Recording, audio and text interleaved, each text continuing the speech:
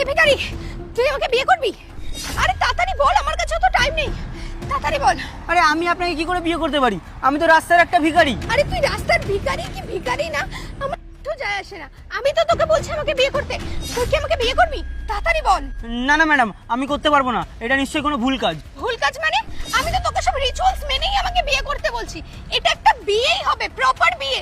তুই শুধু জাস্ট আমাকে বিয়ে করে নে, তার বদলে আমি তোকে বাড়ি গাড়ি বাংলা সব কিছু দেবো, জাস্ট তুই আমাকে বিয়ে কর।